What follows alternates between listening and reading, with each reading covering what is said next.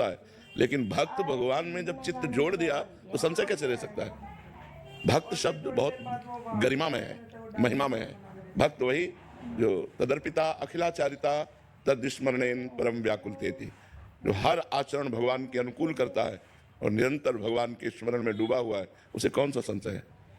हमारे जीवन में कभी कोई प्रश्न नहीं उठा, हमने कभी किसी से प्रश्न नहीं किया, अपने लिए कभी कुछ नहीं कोई प्रश्न नहीं उठा। गुरु कृपा से कभी कोई ऐसी बात कही तो उसी बात को पुष्ट करने के लिए उसमें प्रश्न किया हो तो किया हो, नहीं कभी कोई प्रश्न नहीं उठा।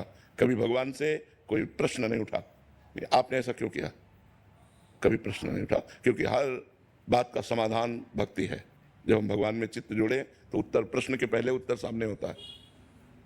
तो आपका प्रश्न ही पहले ठीक होना चाहिए कि मनुष्य मात्र संशय रहित कैसे हो, या मनुष्य के हृदय में जो चिंताएं वो कैसे दूर हो, तो बात सही बनेगी। लेकिन भक्त तो चिंतन परायण होता है, भक्त तो चिंता रहित होता है, भक्त तो संशय आत्मा विनश्यति, भक्त के अंदर संशय कैसे रह सकता है? तभी वो भक्त है।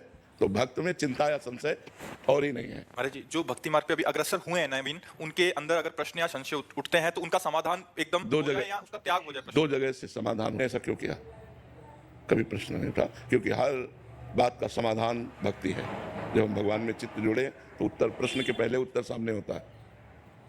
तो आपका प्रश्न ही पहले ठीक होना चाहिए कि मनुष्य मात्र संशय रहित कैसे हो, या मनुष्य के हृदय में जो चिंताएं वो कैसे दूर हो, तो बात सही बनेगी। लेकिन भक्त तो चिंतन परायण होता है, भक्त तो चिंता रहित होता है, भक्त तो संशय परायण होता है, भक्त तो चिंता रहित होता है, भक्त तो संशय आत्मा विनश्यति, भक्त के अंदर संशय कैसे रह सकता है? तभी वो भक्त है।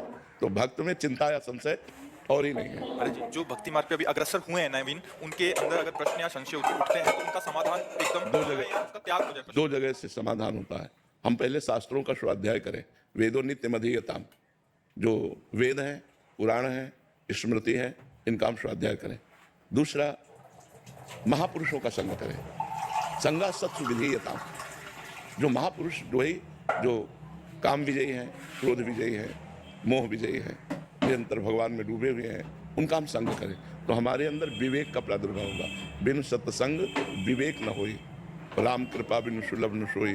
भगवान की कृपा से साधु संग मिलता है, साधु संग से विवेक जागृत होता है और विवेक से संशयों का नाश हो जाता है। होए विवेक मोह भ्रम भागा, तब सब विषय विलास विरागा।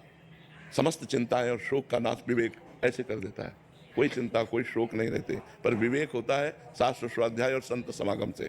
तो अधिक से अधिक संत समागम करें। शर्त है, संत समागम शाब्द ब्रह्म के पारगामी और परब्रह्म की अनुभूति, दोनों बातें होनी चाहिए। अगर वो स्वयं में